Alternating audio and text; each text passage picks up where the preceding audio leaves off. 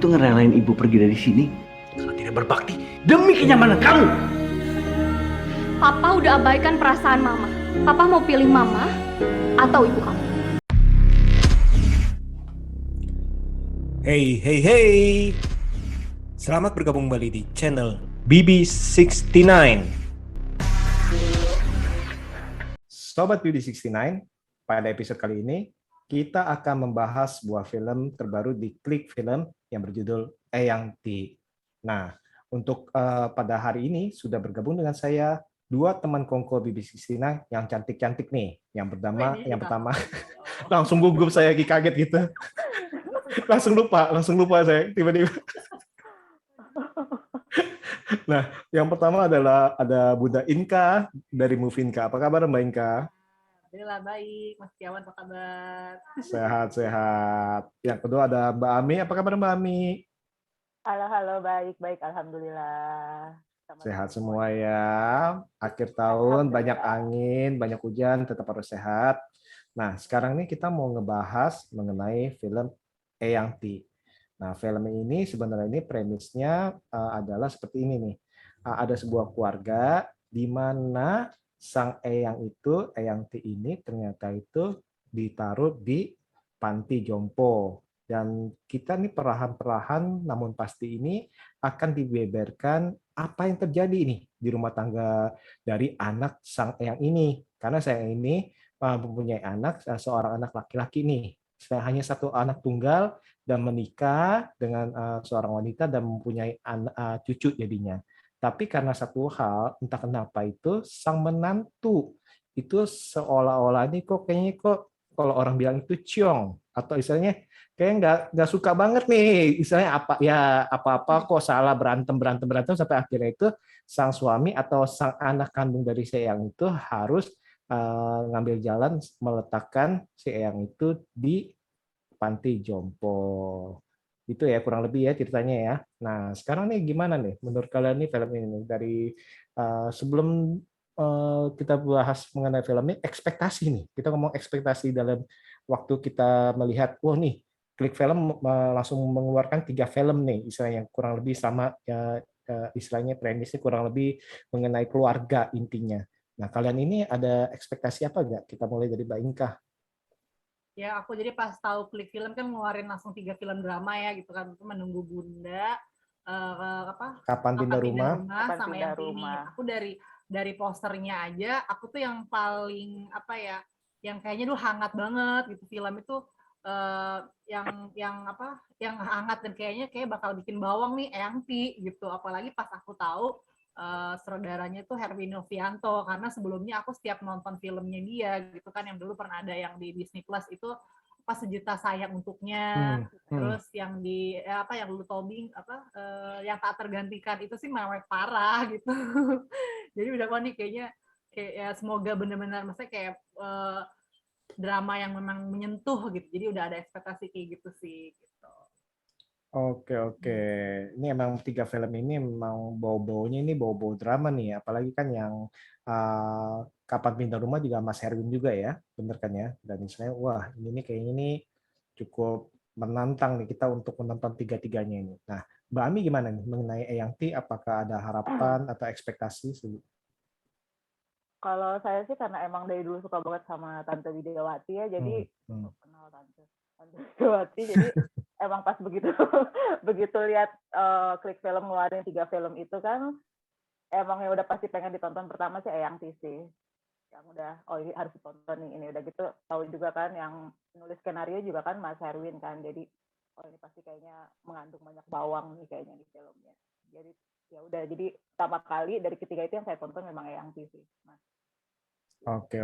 Memang ekspektasinya pasti akan mewek-mewek kayaknya nih. Oke. Nah, saya pribadi juga nonton film Eyang Ti ini sebenarnya untungnya sih, dalam arti untungnya saya ini tidak membaca premis sih. Jadi saya mau tahu nih istilahnya ini bakalan seperti apa nih. Jadi seringkali itu kalau saya nonton itu lebih baik nggak baca premis.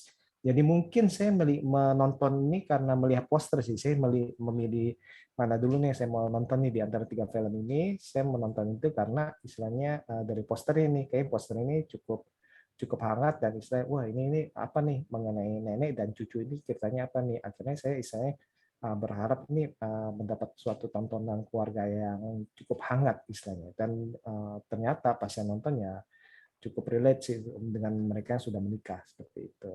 Oke, nah tadi kita udah ngomongin ekspektasi segala macam ya.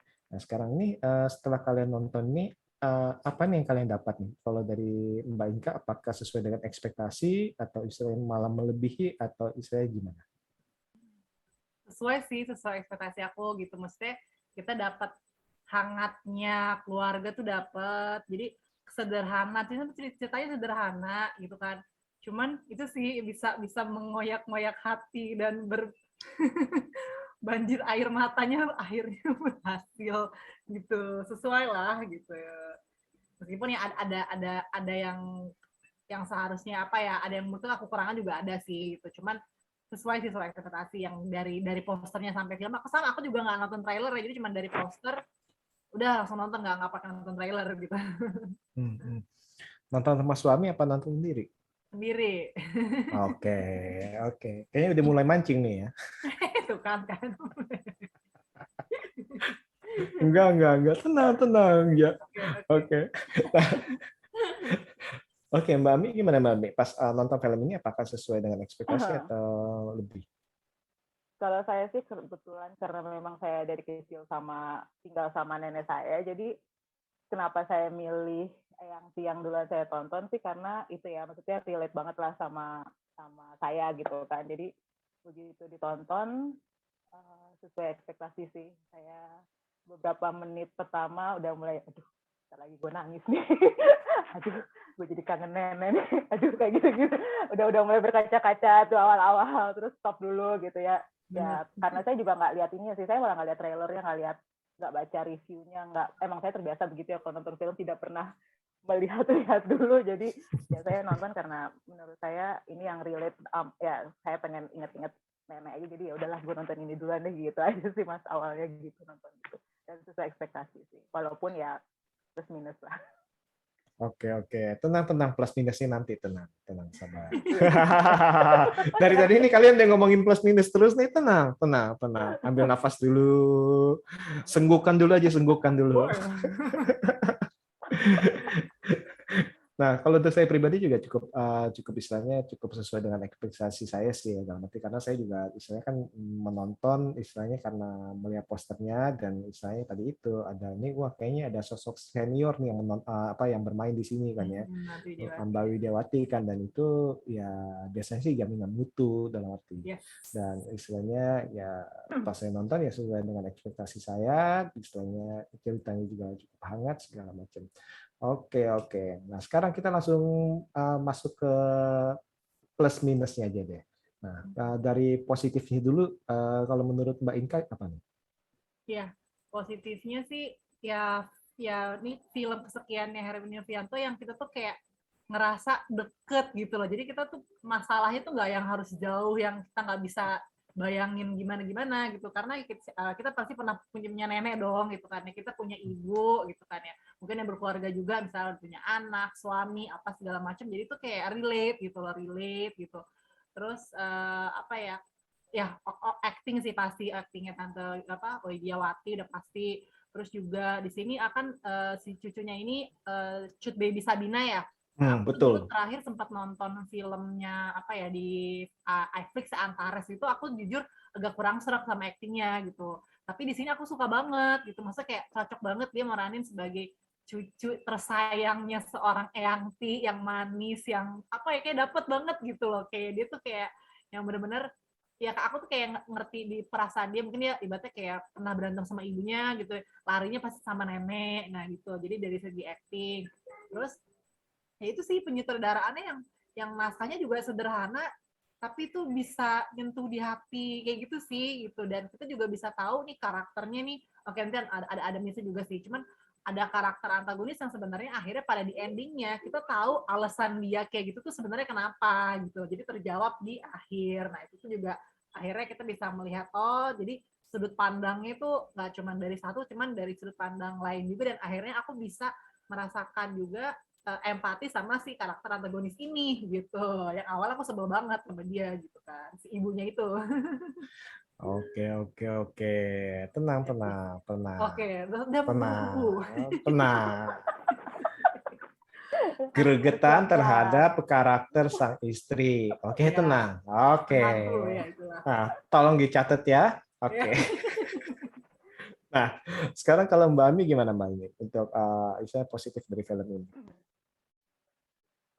Positifnya sih kalau menurutku sih ya karena kan ini film sederhana banget ya, maksudnya film yang ada di sekitar kita lah, yang semua orang pasti ngalamin gitu, mau dia sudah menikah tapi kan pasti mereka punya nenek juga gitu kan, jadi pasti ya positifnya sih tidak perlu berpikir panjang untuk mencerna isi film ini sih sebenarnya, di tengah hiruk pikukan keadaan gitu kan. Kalau nonton film ini sih lebih nyaman dengan tonton warna yang hangat kan gitu, jadi bawa kita juga ikut ini sih, ikut ke bawah suasana lah gitu ya. Walaupun benar sih kata Mbak Inka tadi kan, yang antagonisnya tuh sempat kesel gitu, tapi ya benar kan pada akhirnya kita tahu kenapa dia kesel gitu, jadi ada alasan kenapa dia seperti itu walaupun menyebalkan gitu kan. Tapi ya oke lah. Terus yang pemainnya semua udah lah ya, Irgi juga mainnya tetap bagus seperti biasanya gitu kan, sebagai bapak Ganteng ya. semuanya oke lah gitu selalu.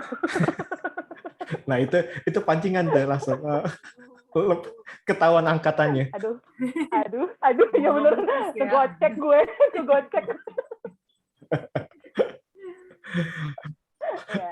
ya gitu sih Mas. Bagus lah semuanya kan, itu emang pemain-pemainnya ya, maksudnya kayak Irgi itu Santo Widya kan ya emang ya udahlah jaminan mutu lah ya gitu. Tapi yang pemain pendukung lainnya pun juga oke lah. Oke. Nah, kalau bagi saya ini mengapa positif? Bagi saya ini karena temanya ini cukup membumi, bukan cukup membumi, tapi sangat membumi, di mana nih kemungkinan besar semua dari kita ini pasti mengalaminya nih, terutama yang sudah berkeluarga nih. Soalnya di sini bisa saya diangkat mengenai hubungan antara suami dengan istri, terus hubungan antara mertua perempuan dengan menantu perempuan yang udah kita tahu nih, ini dari zaman abad kuda gigit besi lah istilahnya gitu ya. Ini udah berulang-ulang terus nih istilah masalah ini nih. Terus habis itu di sini juga bagusnya ini juga ternyata itu mengangkat mengenai istilahnya bahwa keluarga itu istilahnya atau hubungan baik itu bukan harus saudara daging. Bahkan istilahnya tidak saudara pun itu bisa belajar mencintai dengan murni, dengan ikhlas segala macam. Nah, ini sih kalau menurut saya ini nilai positifnya itu, selain dari nama para pemainnya kita nggak perlu ngomongin lah ya, Bu Widiawati, terus habis itu juga pemain-pemainnya juga yang lainnya juga menurut saya sih cukup oke sih di sini sih. Oke. Nah, pastinya ini kalau ada kelebihan pasti ada yang kekurangan atau istilahnya ada sedikit-sedikit yang mungkin yang kurang lah. Nah, kita mulai nih dari Mbak Inka, gimana Mbak Inka?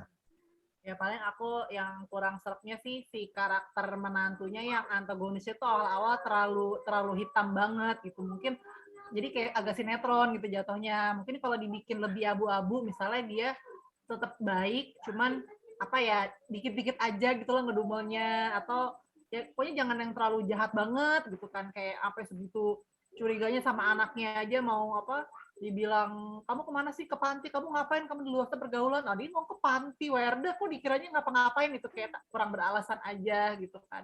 Itu satu sih, karakternya terlalu antagonisnya agak-agak lebay gitu. Sama aku untuk endingnya itu kayak ya emang sih happy ending dan selesai gitu, cuman agak-agak kayak FTV sih endingnya, kayak abis gitu udah gitu, jadi kayak kurang lebih. Terus gitu loh selanjutnya, apakah si Ibu Widiawatinya masih tinggal di Pantika, apa di rumah kah, itu juga kayaknya aku doang tuh yang nggak nangkep gitu, apakah akhirnya dibawa lagi ke rumah, kan kayaknya nggak, kayak gantung aja gitu, kayak open ending. Yang penting udah intinya si mantu sama menurut tuanya udah baikan, kayak gitu doang sih gitu. Oke. Kalau Mbak Ami gimana Mbak Ami? Setuju nggak dengan pendapat Mbak Inka atau punya pendapat sendiri? Setuju, bener sih. Emang kayaknya fokusnya tuh ke menantunya itu ya, karena selain marah-marahnya kadang suka nggak beralasan, sangat sinetron kalau menurut saya ya. Terus ya gitulah, marah-marahnya tuh bener-bener yang mata ya gitulah, pokoknya menurutku itu sinetron sekali lah gitu loh, kayak terlalu lebay lah gitu kan. Udah gitu sama ini loh yang dia lagi marah-marah terus tiba-tiba dia bilang yang ngasih tahu kalau kebenarannya itu loh. Ini udah boleh spoiler belum sih di sini? Yang ngasih tahu kebenarannya itu gitu kan. Yang ngasih tahu tiba-tiba ujuk-ujuk lagi marahin anaknya terus tiba-tiba ngomong kalau kamu tuh ini gini gitu kan. Oh Kenapa ya, jadi kamu tiba-tiba adalah. gitu kan. Ya terus Kamu terakhirnya adalah kayak Spider-Man. kurang. Jadi kamu yang muncul siapa nih? terus Spoiler film lain boleh dong ya? boleh kan bukan di sini kan. Terus ya itu sih kurangnya sih, itu sih kayak kurang apa ya, godokan terakhirnya tuh kurang, jadi kayak semuanya terkesan buru-buru aja sih, pengen diudahin gitu. Jadi ya udahlah, yang penting gue udah dikasih tahu, terus gue baikan sama mertua gue, terus ya that's it, udah gitu. Abis itu nggak tahu lagi ngapain. Itu menurutku sih ya, nggak tahu tapinya. Gitu sih Mas. Nah, ini saya setuju dengan kalian berdua nih, di mana istilahnya yang pas pembentukan karakter dari siapa, Ratna ya namanya, kalau nggak salah. Ratna ya. Nah itu kenapa memang terlalu hitam banget istilahnya, dan terlalu istilahnya satu dimensi, dan mungkin emosinya itu kalau bisa bilang itu, mohon maaf kata ini ya tadi itu kayak film-film sinetron yang ada sih, seperti itu sih. Jadi istilahnya itu agak kurang sih dalam arti cara marahnya, motivasi marahnya, terus habis itu gestur marahnya dan lain-lainnya itu ya itu sih kok kayak gini sih, sayang banget sih menurut saya sih. Iya, sayang Nah, banget. terus yang berikutnya itu sempat saya ngomong juga ke Mbak Ami bahwa ini nih entah kenapa nih endingnya nih kok kayak istilahnya belokannya itu kayak belokan L, tiba-tiba kayak apa ngedrift, tit, wah belok kiri, terus tit belok kanan. Itu kan kita kan maksudnya kaget, tapi sebenarnya itu bagus, tapi itu kaget kita maksudnya terlalu cepat. Kenapa? Nukik betul. Maksudnya kan agak bagus. Sebenarnya gini, apa yang ingin diangkat, apa yang ingin dibeberkan, kenapa nih kok menantunya marah? Kenapa nih kok ininya nggak senang? Kenapa nih ternyata latar belakangnya seperti apa? Itu bagus, benar-benar bagus menurut saya sih. Cuma mungkin andaikan ditambahkan durasi 10 menit aja. 10 menit aja. 10 menit sampai 20 menit aja. 10 menit lah. Dan itu jadi lebih halus gitu belokannya itu. Itu sih kalau menurut saya itu salah satu kekurangan terbesarnya adalah durasi menurut saya sih, sayangnya sih. Pendek banget ya. Terlalu buru-buru sih, jadi terakhirnya tuh kayak cepat udahin gitu kan. Iya kayak TV kan gitu kan, sama udah depannya panjang, ujung-ujungnya set jadian kelar gitu. Padahal bagus tuh, padahal kan kita kan oh iya ternyata ini motivasinya atau penyebabnya itu seperti ini. Oh iya ternyata ini seperti itu. Nah itu harusnya kan lebih halus tuh. Dan ya itu sih sayangnya aja durasinya, andaikan ditambah 10 menit itu mungkin jadi sebuah film yang saya lebih saya mungkin lebih mewek lagi kali kita ya, seperti itu sih. Oke. Nah, soalnya kan di sini kan kita tahu nih karakter ini banyak nih, misalnya kayak karakter Ratna ya sebagai menantu ya. Seperti itu kan penting kan bisa lebih dikupas nih, bukan hanya seperti saya kita melihat memandang satu dimensi nih ya, seperti itu kan. Dan karakter itu sebenarnya itu sangat-sangat relate dengan kehidupan sehari-hari nih. Misalkan seperti Mbak Inka yang sudah menikah nih, pasti mempunyai mertua. Nah, gimana Mbak Inka? Sebenarnya sih aku relate di sini sih bukan sama aku dan mertuanya sih sebenarnya gitu, karena emang beda so far kalau di sini kan ceritanya kan si ceweknya ini kan tinggal di mertuanya tinggal di mertua, betul ya, karena anak tunggal sama keluarganya gitu kan.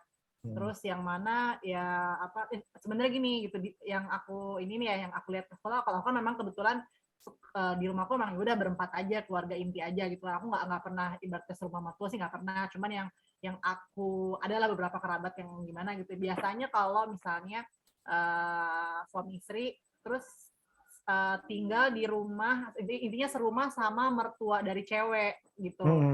Itu biasanya akan lebih fine aja gitu biasanya, nggak tahu kayak ibaratnya kalau ibu mertua sama anak cowok tuh nggak terlalu yang gimana. Tapi kalau si istrinya ini serumah sama mertua, nah itu banyak lebih apa ya, lebih complicated, bakal kelihatan aslinya gimana, anak gue gitu ya, ibaratnya kayak gitu deh, kayak makannya gimana, ininya gimana. Jadi banyak yang emang kayak ada beberapa kerabat kan kayak nggak betah banget gitu loh, kayak berapa jam di rumah mertua aja kayak pengen pulang, apa nggak nyaman, karena gitu pasti ngebayanginnya tuh namanya mertua pasti akan ngebanding-bandingin nih sama apa anak gue tuh bakal dirawat sama istrinya seperti apa. Nah itu mungkin yang dirasakan oleh si siapa Ratna itu gitu kan ya, sampai akhirnya dia apa namanya ya itulah tadi apa anak bahkan anaknya pun lebih dekat sama si neneknya kayak gitu sih.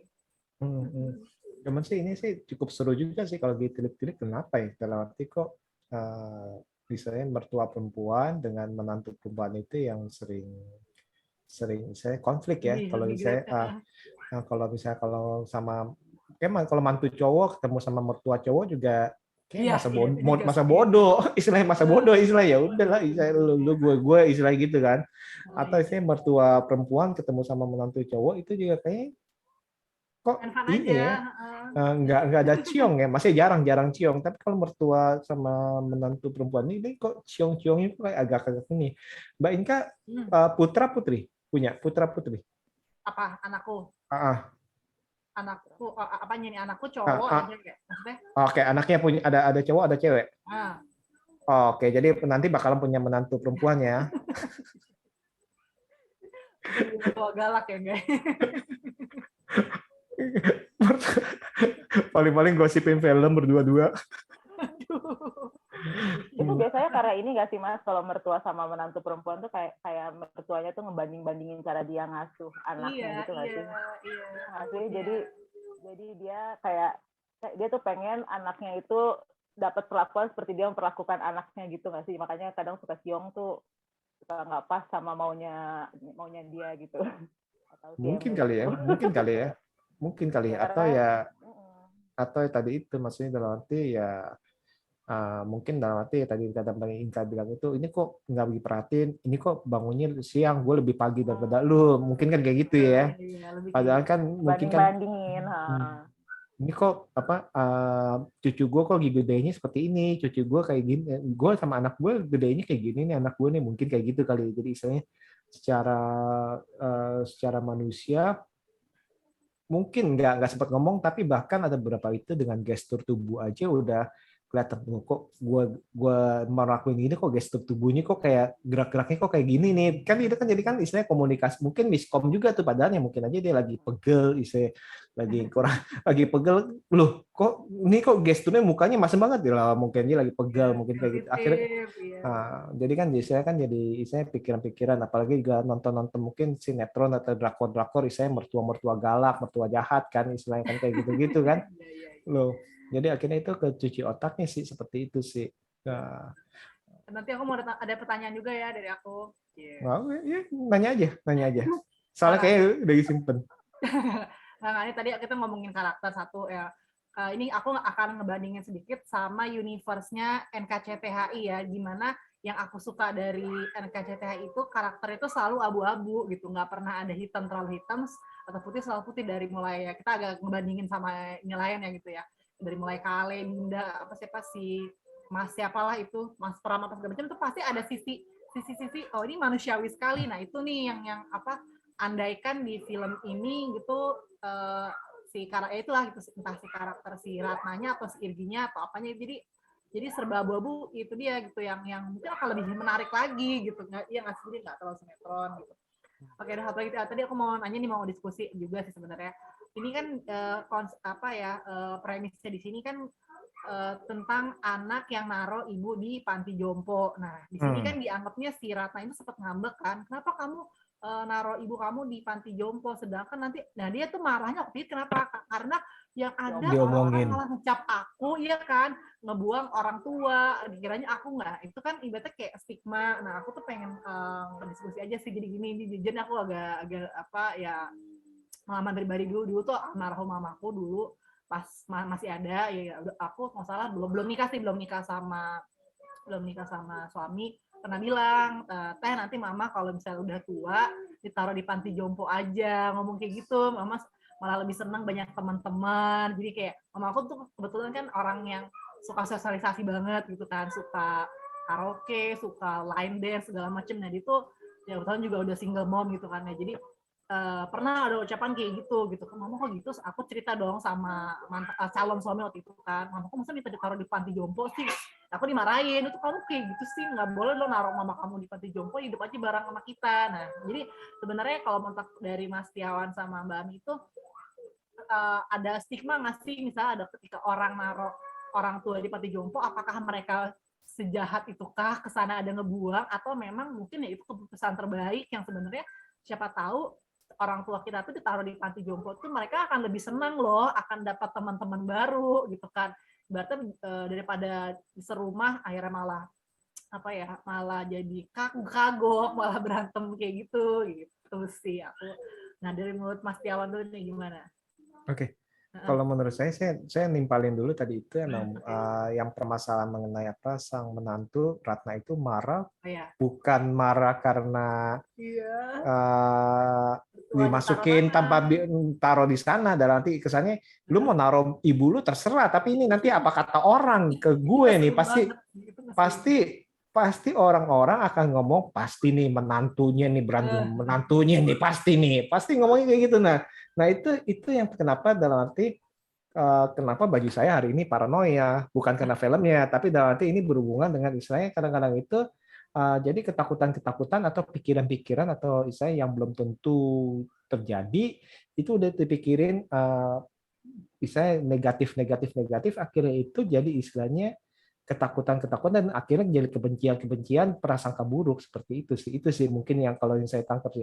Nah, jadi balik lagi ke dia kan, mikirnya betul. apa orang takut tentang aku, jadi dia nggak mikirin, nggak peduli mertuanya, dia hanya image-nya itu ngeselin banget. Nah, soalnya tadi terlalu hitam-hitam, putih-putih ya, iya si Irginya kan kesannya putih banget istilahnya, lurus banget terlatih. Nah, kembali ke soal panti reda ya atau panti jompo ya dalam arti ya. Mungkin karena kita adalah orang timur kali, jadi istilahnya dari kecil kita intinya keluarga seperti itu orang timur ya. Beda dengan ya mungkin Vin Diesel juga gitu ya, family semua ya, Vin Diesel, Fast Furious. Nah, tapi maksud saya seperti itu karena orang Indonesia atau orang timur ini konsepnya adalah keluarga. Dan kita istilahnya apa-apa harus keluarga, bahkan istilahnya kita tinggal, istilahnya mohon maaf itu kita tinggal di istilahnya si gubuk sekecil apapun, keluarga adalah yang paling utama.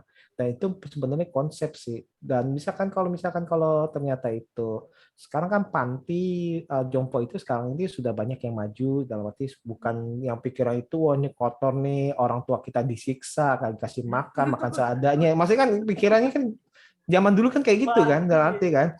Nah, sekarang ini ternyata ini panti jompo banyak juga yang bagus, yang memberikan fasilitas, memberikan teman, tadi yang kata Mbak Inka bilang itu, memberikan kegiatan-kegiatan, mungkin ada line dance, ada apa. Nah, itu kan tergantung kan, dalam arti. Tapi kalau Mbak Inka tanya ke saya, apakah saya berpikir negatif terhadap orang yang menaruh orang tuanya ke panti jompo, saya tidak akan berpikir negatif karena mereka pasti mempunyai alasan masing-masing.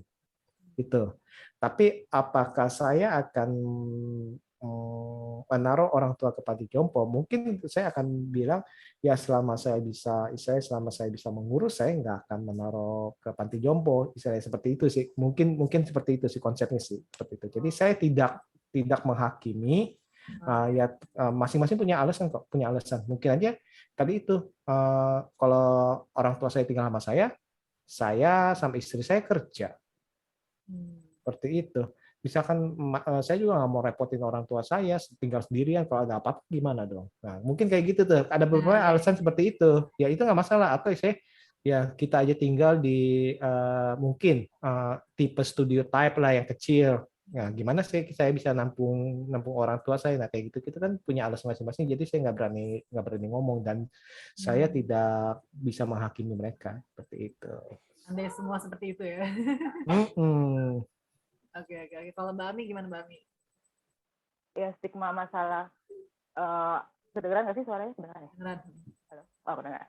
stigma masalah panti jompo ini kan mungkin ya betul ya tadi kata Mas Yawan itu ya, karena kita orang timur yang apa-apa itu harus kumpul, apa-apa itu kayak sebenarnya bukan masalah kenapa ditaruh di panti jompo sih, lebih kepada masalah akan diomongin orangnya nantinya itu kan, kenapa naruh orang tua di panti jompo, bukan masalah apakah orang tuanya nyaman atau tidak nyaman di panti jomponya, sebenarnya bukan itu masalahnya, sebenarnya lebih ke yang ntar gue diomongin orang nggak ya, kalau iya apa kata orang. Padahal sebenarnya kalau ini menurut pengalaman aja ya gitu, karena kan namanya orang tua itu kan kadang suka ini, apalagi kalau di umur yang udah semakin lanjut, misalnya dia buang airnya suka sembarangan misalnya gitu kan. Nah kadang kan kalau misalnya di rumah, kalau misalnya kita semua pada kerja nggak ada yang ngeliatin kan kadang kasihan.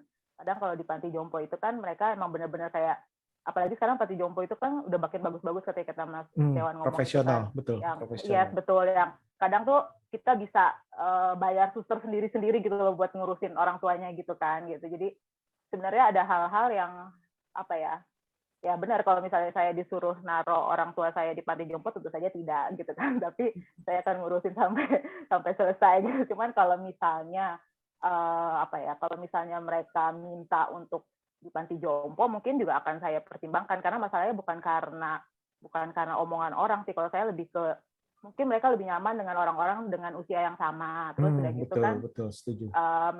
mereka punya teman-teman yang bisa curhat, karena orang-orang semakin tua itu kan semakin senang curhat ya kan, dan tidak semua anak mau mendengar curhatan orang tuanya gitu kan, kadang apaan sih ngomongnya itu lagi yang berkali-kali diomongin. Nah kan dengan mereka punya komunitas yang umur yang sama gitu kan, mereka akan lebih bahagia gitu loh. Jadi sebenarnya sih kalau saya sih pemikirannya sih lebih ke situ sih, sebenarnya taruh orang tua ke panti jompo atau tidak itu pilihan sebenarnya, cuman ya kalau memang orang tuanya lebih nyaman berada di situ, ya kenapa nggak kita bisa ngebahagiain orang tua dengan cara seperti itu gitu, misalnya ya udah kita taruh aja, toh kita masih bisa nengokin juga gitu kan. Cuman kalau saya sendiri saya tidak akan taruh di situ sih gitu kan. Cuman ya emang kadang kan stigmanya lebih ke yang nanti gue diomongin orang nih gitu, bukan karena orang tuanya mau atau tidaknya sih di panti jompo, atau mereka nyaman atau tidaknya sih, bukan ke situnya sih. Kalau di kita tuh kayaknya lebih ke yang omongan orang sih yang lebih diperhatiin kayaknya udah kayak negatif aja sih. Jangankan ke panti jompo, berarti kita pakai perawat pribadi aja. Aduh, malas banget sih lo jadi anak. Masa sih nggak mau sih ganti pampersnya? Masa sih nggak mau sih saya muntahannya saya pernah beresin muntahin orang tua lu, istilahnya muntahin pas lagi sakit segala macam, atau bisa lagi buang air besar di celana segala macam. Lu gimana? Sok kaya lu ya, lu mentang-mentang ada duit. Lo itu kan itu ya jangankan taruh di panti jompo, kita pakai istilahnya perawat pribadi aja juga banyak. Tuh lihat tuh orang tua lu tuh jadi istilahnya dirawatnya tuh jadi anaknya tuh perawatnya jadi anaknya tuh bukan lu gimana. Udahlah kayak gitu sih menurut saya sih nggak bisa dihindari sih. Jadi ya dalam arti balik lagi apapun juga pasti salah. Kalau kita pribadi juga nanti bilang lu gimana sih, mendingan juga kita istilahnya sewa atau istilahnya kita hire perawat biar lebih ini. Salah juga kita ya. Seperti itu padahal sebenarnya kan semakin tua orang tua itu kan semakin ini ya, maksudnya semakin rupa-rupa gitu, semakin macam-macam. Orang yang ngomongin itu belum tentu pernah ngerasain gitu kan, jadi dan belum juga mungkin belum ngerasain juga, jadi mungkin ya mereka bisa ngomong kayak gitu. Kalau di sini kan lebih kayak gitu ya, beda kalau di luar negeri kan mereka sampai benar-benar yang maksudnya ya itu hal-hal yang lumrah gitu mungkin ya, kalau aku lihat seperti itu sih gitu sih. Seperti itu karena sih lebih ya, keomongan. Menarik sih karena ini juga beberapa film juga udah ngangkat tentang panti jompo ya dari film kemarin sama film Mother's Kiss ya, Grandma's Kiss ya, betul. Nah ini kan kurang lebih kan sama. Terus padahal itu nenek itu ke situ ternyata itu pikirannya kalau ini sama mantu cowok. Ini sama mantu cowok padahal kan. Satu horor atau drama. Yang satu versus mantu cewek, yang satu versus mantu cowok nih. Nah, itu nonton aja kalian deh seperti itu deh. Nah, nanti Bisa barengan ya. Bisa. Wah, saya nggak tahu deh tuh apa panti asuhannya deket gak ya? Panti asuhan, sorry, panti jompo. Kok panti asuhan sih? Panti jomponya, spoiler deh. Panti jomponya itu apa? Sama apa enggak tuh? Beda tuh di Batam katanya yang Grand Wasit. Iya, betul. Batam, di Batam, dekat Pulau Galang ya. Oke nih, thank you banget nih. Jadi sebenarnya ini kalau untuk overall gimana nih? Kesimpulannya untuk film ini apakah harus ditonton? Kalau sama aku boleh pakai skor ya, Ci. Oh, skor silakan kalau Mbak iya. Inka. Kalau dari aku ini ya overall film yang apa ya, kalau pengen nonton film yang hangat, film yang kita semakin ingat keluarga, pengen siap-siap bawa tisu, inilah filmnya gitu. Cuman ya pasti ada sedikit yang itu tadi ya, kekurangannya sih ada, tapi overall aku tetap suka sih. Skor versi aku 7,5/10. Wow. Oke. Mbak Ami gimana Mbak Ami? Ya, kalau aku sih, kalau benar sih, kalau emang pengen cerita film yang tidak perlu terlalu banyak berpikir yang macam-macam, film sederhana, film yang hangat dengan unsur-unsur keluarga, terus yang mengandung segala jenis bawang, jadi siap-siap aja bawa tisu. Ya ini sih bolehlah ditonton, harus ditonton sih sebenarnya supaya kita lebih lebih ingat lagi untuk sama orang tua kita lebih ingat lagi untuk sama keluarga kita gitu, lebih ya, biar bisa memperbaiki hubungan dengan keluarga kita misalnya kayak gitu sih. Skornya harus ya? Enggak sih, tergantung Mbak Inka. Nggak apa-apa sih, kalau aku sih skornya 8/10 lah. Wow, mantap. Ya, walaupun banyak, maksudnya nggak banyak sih, maksudnya ada minus-minusnya, tapi tetap lumayan hangat sih filmnya lah untuk bulan Desember yang hujan ini. Asik.